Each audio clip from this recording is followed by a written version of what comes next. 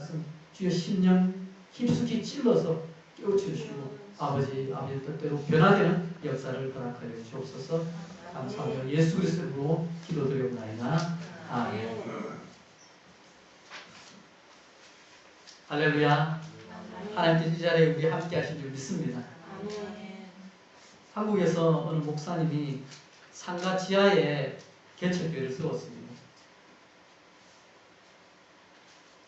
그런데 같은 건물에 술집이 있어가지고 여간 불편한 게 아니었습니다. 그래서 성도들과 함께 술집이 문을 닫도록 열심히 기도했습니다. 그런데 어느 날부터 술집에 손님이 줄더니 새를 놓는다는 안내문이 나오게 되었습니다.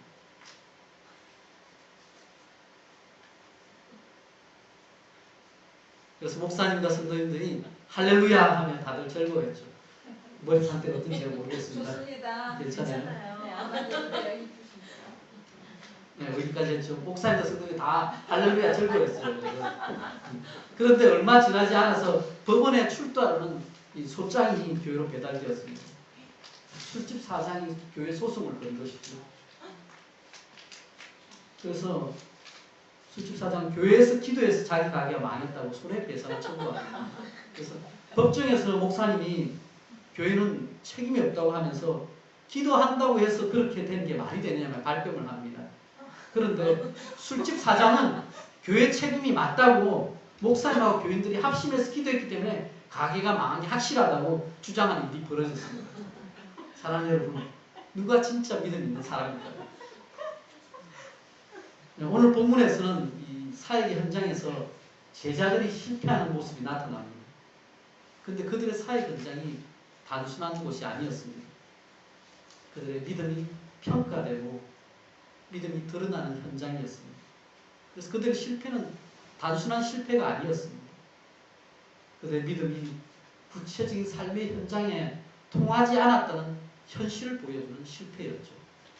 오늘날 우리가 살아가는 시대는 점점 하나님의 역사가 나타나지 않고 살아있는 믿음을 보기가 어려워져 가고 있습니다.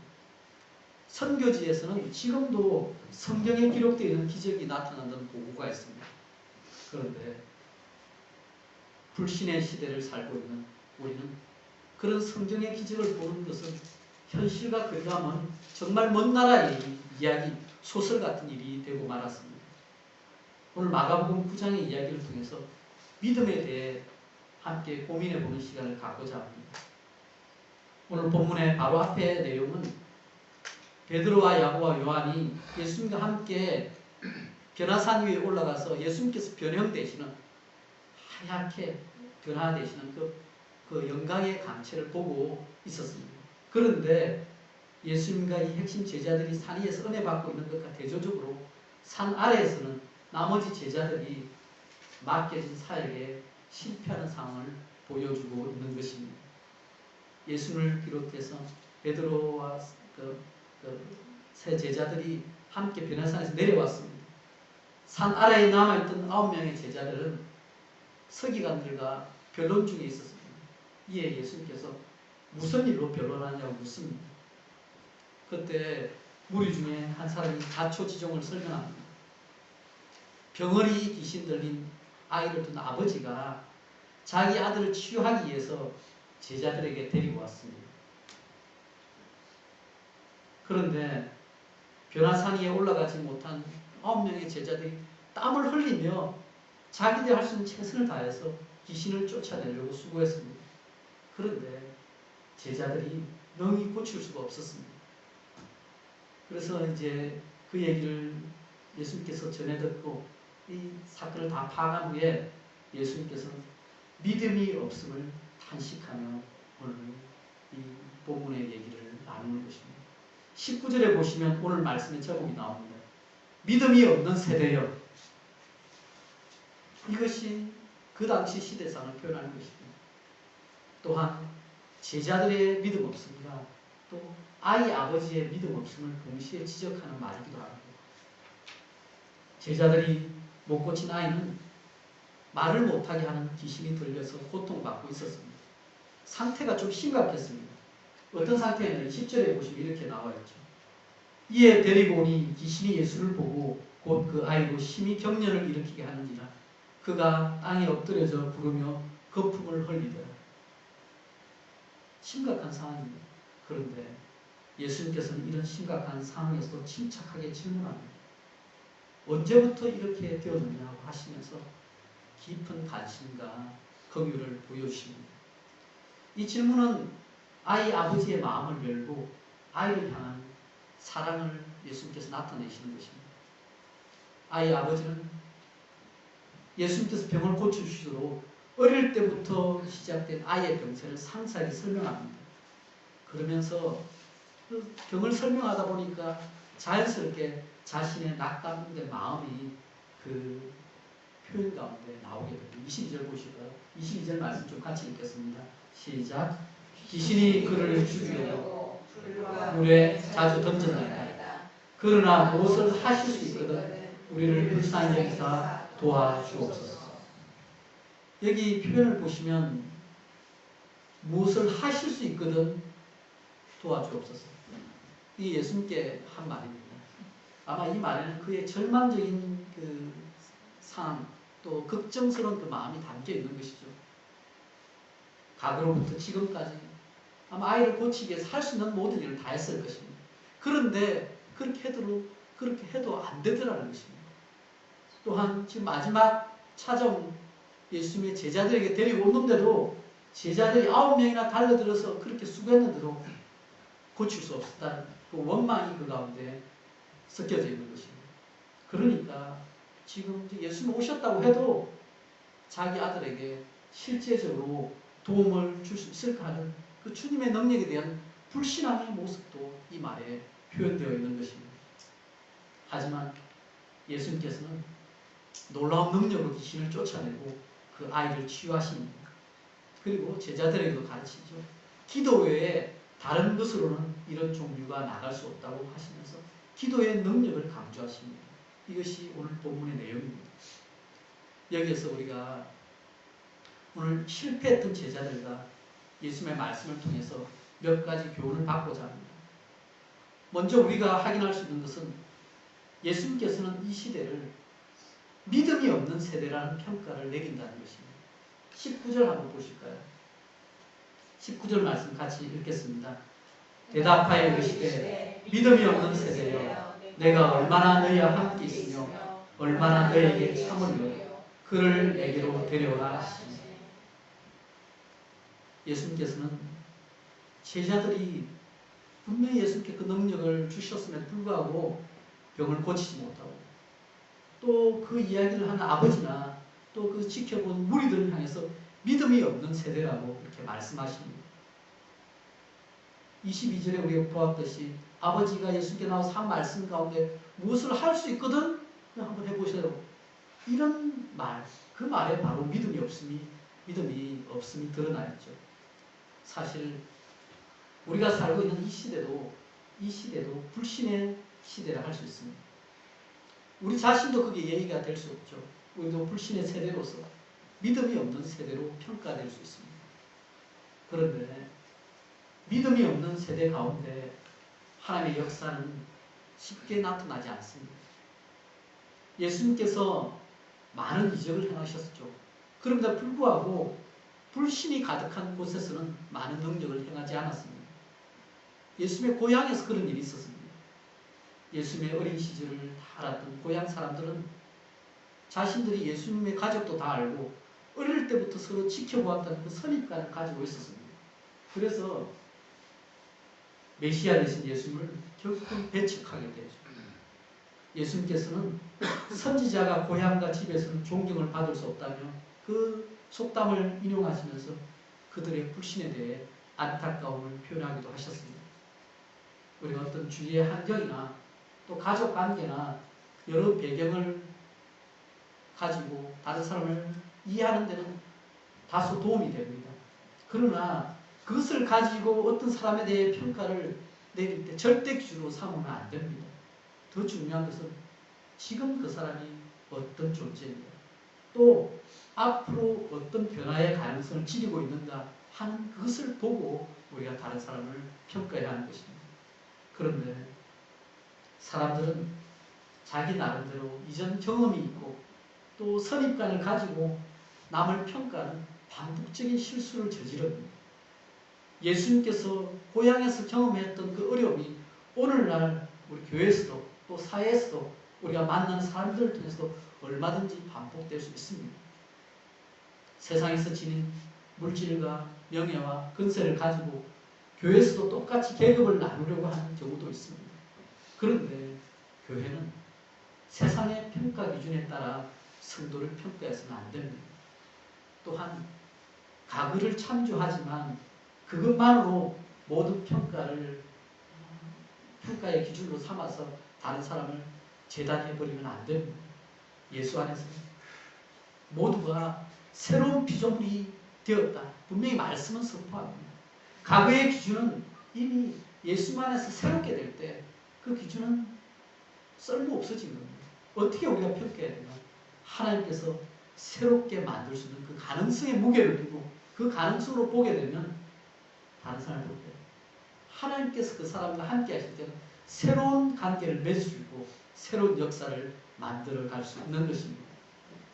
여기서 우리가 오늘 믿음에 대해서 배울 두 번째 교훈은 하나님께서 우리의 마음을 만지실 때 믿음이 생길 수 있다는 것입니다.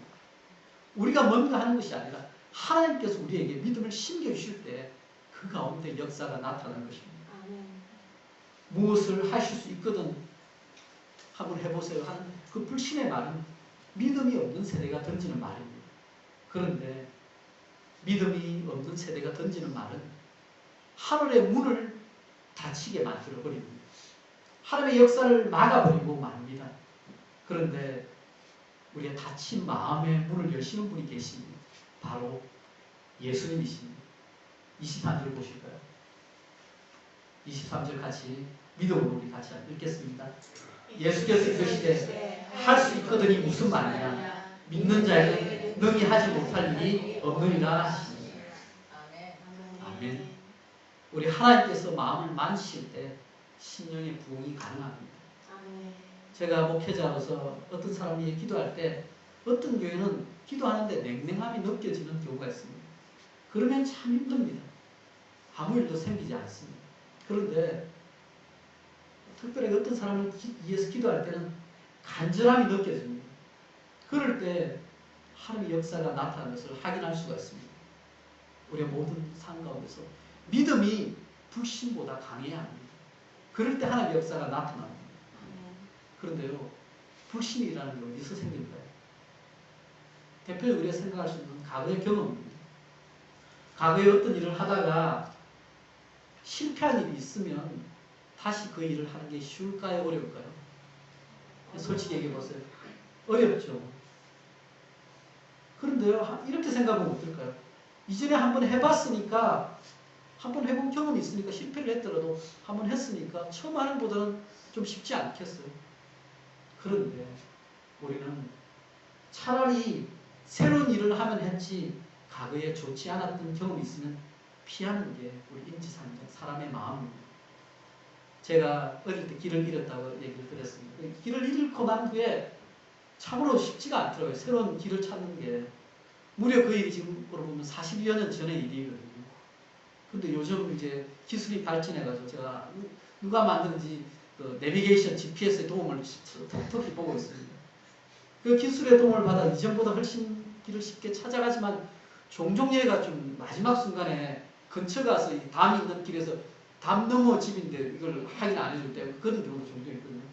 그러면 뭐 당황하죠. 그런데 옛날처럼 그렇게 이것 때문에 뭐 거의 난망하면서 쓰러질 정도는 아닙니다. 그럼에도 불구하고 여전히 불편함을 느끼게 됩니다. 여러분 혹시 하나님께 대한 불신이 있다면 언제 어디서 시작된 것인지 한번 살펴보시기 바랍니다. 우리가 하나님과 우리 관계에서 가장 기초가 하나님과의 친밀한 관계가 유지되어야 하는 것이거든요. 그런데 그게 막힌 땅이 있고 이전에 내가 간절히 기도했는데 하나님 응답해 주지 않고 또 간절히 바랬던 것보다는 더 안 좋은 상황이 벌어질 때 하나님의 관계가 끝날 수가 있습니다. 그런 것을 한번 살펴보시라는 거죠. 또한 다른 사람에 대해서도 불신이 남아있다면 종종 새로운 사람을 대할 때 그 사람과 비슷한, 이전에 상처 준 사람과 비슷한 면이 있으면 저런 스타일은 나는 싫어하는데, 그러면서 그 사람을 완전히 조금만 보고 그냥 재단해버리는 거죠. 저런 스타일이 싫어. 나 저 사람 가까이 안 할 거야. 그렇게 할 수 있다는 것이죠. 그런데 그게 과연 하나님 앞에서 올바른 생각인지 객관적으로 평가해 보시기 바랍니다. 하나님을 대할 때나 사람을 대할 때 우리 마음속에 깊은 곳에서부터 뭔가 걸림돌이 있다면 그냥 내버려두지 마십시오. 겉으로 그럴듯하게 지내면 당장은 편할 수가 있겠죠. 그러나 하나님 사랑을 마음에 새기고 이웃 사랑을 삶으로 실천하려고 할 때 진심이 담기지 않으면 하면 할수록 힘들어지게 되어 있습니다. 여러분, 예수님을 마음에 영접하지도 않은 채 누군가에 이끌려 억지로 교회 생활을 하게 되면 결국은 마음의 기쁨이 없어지고 불평만 쌓여가게 되어 있습니다. 그런데 하나님의 말씀이 그 10년 가운데 찾아오게 되면 이 모든 부정적인 상황을 변화시킬 수 있습니다. 저는 대학교 1학년 때 처음 복음을 전해드렸거든요. 근데 그 전에 예수님을 만나기 전에는 불신이 가득 차 있으니까 누가 기독교 얘기, 교회 얘기만 하면 안 좋은 사례만 다 모아서 싸웠어요. 그래서 말을 못하게 전도주 주면 그냥 버리는 것도 아니고 꾸깃꾸깃 해가지고 찢어서 버리는 그 정도로 악랄하게 그리스도인을 대했습니다. 그런데 이 말씀이 제 마음에 하나씩 우리 밥을 얻어먹고 선배를 통해 대학교 1학년 때 밥을 얻어먹고 성경 공부 해준다. 이렇게 하면 성경 공부를 시작했는데 말씀 하나하나 배워나가면서 어느 순간 내가 가지고 있는 생각이 편견이 아닌가 하면서 말씀을 받아들이니까 마음을 오픈하니까 말씀이 새겨지니까 생각이 조금씩 바뀌더라고요. 결국은 얼마 지나지 않아서 그해 대학교 1학년 때 예수님을 영접하게 되었습니다. 오늘 말씀 가운데서 가능성을 보시는 예수님께서 말씀하시죠. 할 수 있거든요. 무슨 말이죠? 믿는 자에게는 능히 하지 못할 일이 없느니라. 그렇게 말씀하실 때 불신으로 가득한 그 분위기가 믿음의 그 공기로 바뀌어버리게 되는 것입니다. 그래서 그 가운데 역사가 나타나는 것입니다. 이 말씀 이후에 그 아버지의 답을 한번 보실까요? 24절 보십시오. 아버지의 고백을 한번 같이 읽겠습니다. 곧 그 아이의 아버지가 소리를 질러 이르되 내가 믿나이다. 나의 믿음 없는 것을 도와주소서 하더라. 아이의 아버지는 즉시 불신의 말을 버리고 믿음의 말을 고백합니다. 또한 자신의 믿음 없음을 솔직하게 고백하고 예수님의 도움을 구하게 됩니다. 우리는 주위 환경에 따라 또 주위 분위기에 따라서 다들 살아갑니다. 교회 생활도 그렇게 하는 경우가 많죠. 그런데 신앙생활은 사람 따라 왔다 갔다 하는 것이 아니라 하나님을 따라가야 그렇게 제대로 된 신앙생활을 할 수 있습니다. 하나님을 만나야 제대로 된 신앙생활이 가능합니다. 믿음은 다수가 이끌고 다수에 따라서 결정되는 것이 아닙니다. 이스라엘 역사 가운데 가나안 땅을 정탐하고 온 12정탐꾼의 의견이 달랐습니다. 서로 달랐죠. 그런데 다수의 10명의 사람들은 모두 정탐한 땅을 가지고 악평을 하고 그 가운데 있는 특히 아낙 자손 앞에서 자기들을 메뚜기 정도밖에 안 된다. 그러면서 부정적인 말을 하게 되죠. 그런데 소수였던 여호수아 갈렙은 믿음으로 보고 믿음으로 말했습니다. 여호수아 갈렙도 똑같이 거인 자손, 아낙 자손을 보았죠. 그런데 그들은 동시에 아낙 자손과 비교할 수 없이 크고 강하신 하나님을 바라보았다는 것입니다. 그렇기에 그들은 우리의 밥이다, 우리의 먹이다 그렇게 고백하면서 하나님께서 우리와 함께 하시면 넉넉히 그 땅을 취할 수 있다 고백할 수 있었던 것입니다. 하나님 없이 세상의 문제를 바라보면 절망적일 수밖에 없습니다. 문제만 보고 문제의 정답을 보지 못할 때는 절망하는 게 당연하죠. 그런데 문제를 보는 것과 동시에 문제의 정답이 되는 예수님을 바라보는 사람은 말이 달라집니다. 믿음의 고백이 나오게 됩니다. 안 된다는 다수가 있고 하나님께서 함께 하시면 된다는 여호수아 갈렙은 어떻게 그 상황이 전개되었습니까? 당장은 목소리가 큰 다수가 승리하는 것 같았습니다. 그래서 결국 가나안 땅에 적시로 못 들어갔습니다. 40년을 방황할 수밖에 없었습니다. 그런데 결국 가나안 땅에 들어가게 된 사람은 믿음의 고백을 한 여호수아 갈렙뿐이었던 사실을 우리가 기억하기 바랍니다. 사랑하는 여러분, 불신의 말, 불평의 말을 하지 마시기 바랍니다. 그걸 버리시기 바랍니다. 하나님께 싫어하십니다. 그런데요, 감사의 말, 믿음의 말을 입에 달고 사시기 바랍니다. 아멘. 하나님이 좋아하십니다. 아멘. 올 12월 이렇게 마무리하면서 여러분 여러 다사다난했던 일이 있었죠. 그런데 어떻게 보느냐, 불평할 것 찾으면 불평거리가 너무 많습니다. 그런데 감사할 것 찾으면 그 가운데 하나님께서 인도해 주시고 하나님 역사해 주신 감사거리를 우리가 충분히 찾아낼 수 있는 것입니다. 그러면 그 열매를 통해서 새로운 역사가 우리 가운데 나타나게 되는 것입니다. 마지막으로 우리는 시행착오를 넘어선 기도로 믿음을 키워가야 합니다. 오늘 본문의 아이의 아버지는 시행착오를 겪었습니다. 그래서 불신의 말을 청했죠. 그런데 그 이후 고백한 아버지의 믿음의 기도는 아이의 치유와 연결됩니다. 믿음의 고백이 아이의 치유를 만들어냅니다. 처음에는 그 믿음이 사람에게 기대는 믿음이었죠. 제자들을 기대하는, 제자들을 바라면서 사람을 의지하는 믿음이었습니다. 그런데 이제는 철저히 하나님만을 의지하는 믿음으로 고백됩니다. 아이의 아버지가 제자들이라는 사람을 의지할 때 하나님의 역사는 나타나지 않았습니다. 예수를 보면서도 하나님을 의지하는 마음이 없을 때는 믿음의 역사가 나타나지 않았습니다. 살아계신 하나님을 바라보고도 할 수 있거든, 이렇게 말하는 것은 불신입니다. 혹시 우리의 믿음의 모습이 이렇지 않습니다. 하나님 무엇을 하실 수 있거든 하시고 아니면 제가 할게요.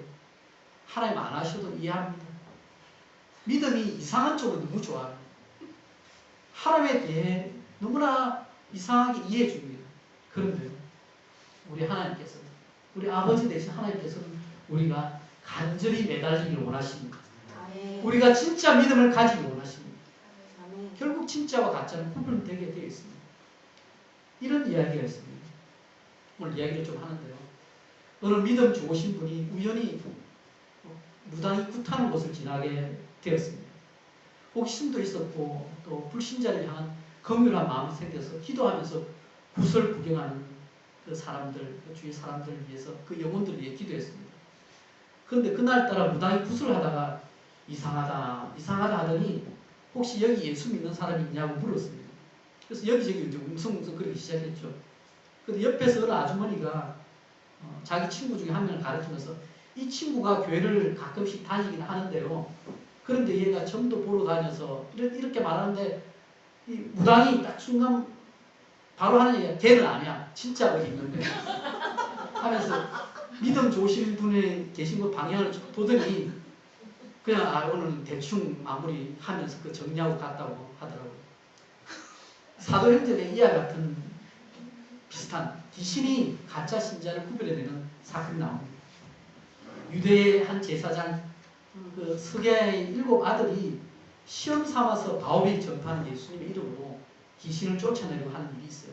바울이 워낙 그 역사가 대단해서 바울이 쓰던 그 앞치마, 뭐 손수건 이런 것 가지고도 병자의 그 한부에 그 수건을 놓으면 병이 치유받는 역사가 나타났거든요.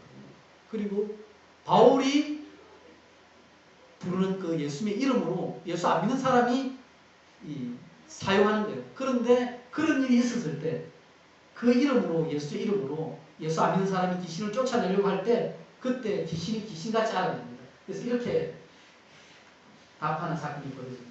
사도행전 19장 15절 16절입니다. 자, 이 배경을 보십시오. 예수 안 믿는 사람이 예수 이름으로 귀신을 쫓아내려고 합니다. 그럴 때 자 15절 16절 같이 읽습니다. 시작. 악기가 대답하여 이르되 내가 예수도 알고 바울도 알으며 너희는 누구냐 하며 아끼더니 사람이 그들에게 뛰어올라 물러이르니 그들이 상하여 벗은 몸으로 그 집에서 도망하는지라. 아니, 귀신도 진짜 가짜를 아는 거예요. 오늘 산아래 있던 제자들이 자기 힘으로 귀신을 쫓아내고 병든 자를 고치려 했지만 할 수 없었습니다. 믿음이 없는 세대 가운데서 그 능력을 발휘할 수 없었던 것이죠. 예수를 따른 제자일 때도 믿음이 없는 모습이 드러날 수 있습니다. 겉모양은 그럴듯하게 꾸밀 수 있죠. 제자라는 이름, 직분이라는 이름을 가질 수 있습니다. 그들이 과거에는 예수님의 명령대로 전도 여행하면서 예수님의 이름으로 귀신을 쫓아낼 때, 복음을 전할 때 전도 열매, 사역의 열매가 있었습니다. 그런데 어느 순간 하나님을 의지하기보다 나는 예수님의 제자다. 그 명칭이나 직분을 내세우고 알맹이는 다 빠져버린 채 껍데기만 가지고 나아갈 때 그 가운데 역사가 나타나지 않았던 것입니다. 믿음이 진짜인지 가짜인지에 따라서 불신의 시대에서 승리하는지 실패하는지 그 결과가 달라질 것입니다. 처음에는 다 같아 보여도 알곡과 가라지가 보통 때는 구별이 안 되죠. 그러나 수수 때가 되면 다른 결과를 맞이하게 될 것입니다. 혹시 우리의 신앙이 무리만 그리스도인으로서 흉내내는 믿음에 머물러 있지는 않습니까? 신앙생활 처음 할 때는 그럴 수밖에 없죠. 그러나 흉내내는 믿음으로 영원히 살아갈 수는 없습니다. 오늘 본문에 나타난 제자들처럼 때때로 실패하기도 할 것입니다. 그러나 거기에서 다시 일어서길 소원합니다. 실패 후에 시행착오를 겪고 다시 서야 합니다. 실패하고 나서도 승리할 수 있는 중요한 포인트는 제자들이 오늘 실패한 후에 예수님께 나와서 조용히 물었다는 것입니다. 이것이 중요한 전환점이 되었습니다. 28절에 한번 보실까요? 28절 말씀 같이 읽습니다. 집에 들어가시니 조용히 묻자 우리는 어찌하여 너희 그 귀신을 쫓아내지 못하였나이까. 아마 제자들이 믿음의 세대 가운데 분위기가 다 잘 믿는 분위기였다면 그들을 통해서 아마 병고침의 역사가 나타났을 것입니다. 귀신이 쫓겨나왔을 것입니다. 그런데 믿음이 없는 세대 가운데 그들 사이가 감당이었습니다. 지금도 똑같이 우리가 불신의 세대 가운데 살고 있습니다. 그들은 고치지 못했고 그들은 할 수가 없습니다.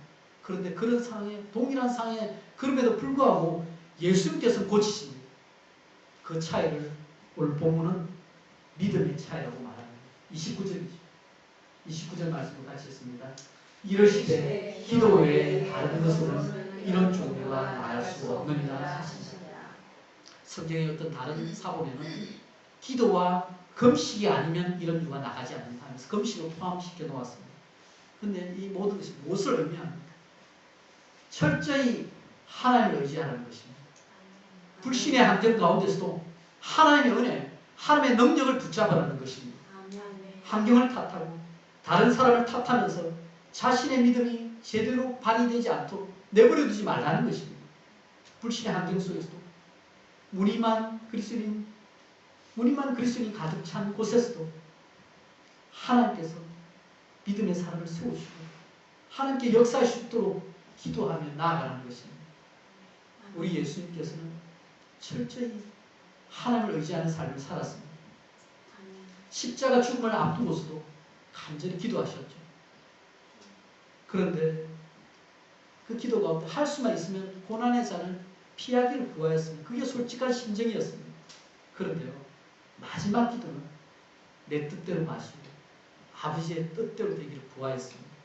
그 기도가 우리의 기도가 되어야 합니다. 믿음은 우리의 뜻을 이루어내는 것이 아니라 하나님의 뜻을 끝까지 구하고 이루어내는 것입니다. 믿음은 우리가 얼마나 철저히 하나님을 의지하느냐, 그 기도의 질과 양에 의해서 결정됩니다. 하나님과의 친밀함을 위해서 시간을 내고 마음을 들이는 자는 믿음이 자랄 수밖에 없습니다. 그렇게 하나님께서 만들어 주시는 것입니다. 말씀을 맺겠습니다. 사랑하는 여러분, 믿음이 없는 세대 가운데 우리가 살아갑니다. 우리도 종종 믿음이 없는 세대 일부러 살아갈 때도 있습니다. 그런데 자기 힘으로, 내 힘으로 살아가려고 할 때 그것은 믿음이 아닙니다. 그럴듯한 모양으로 꾸미고 또 제자로 직분으로 포장을 해도 하나님을 놓쳐버리면 아무것도 아닐 수 있습니다. 철저히 하나님만을 의지하면서 주님과 동행하기 원합니다. 이 한 주간도 하나님 우리에게 기회를 주셨습니다. 한 주간 성령을 의지하면서 주님 주신 믿음으로 승리하는 삶 살아가시는 모든 분들 되시길 예수 그리스도 이름으로 축원합니다. 아멘. 사랑해 주님 감사합니다. 믿음이 없는 세대 가운데 우리도 살아가지만 우리 하나님께서 믿음을 주시고 우리 하나님께서 붙잡아 주시면 우리가 넉넉히 이겨낼 수 있는 줄 믿습니다. 아버지 한 주간 주님과 함께 동행하게 하시고 주님의 뜻 가운데 승리하는 우리 모두에게 인도하여 주옵소서. 사랑합니다. 감사합니다. 예수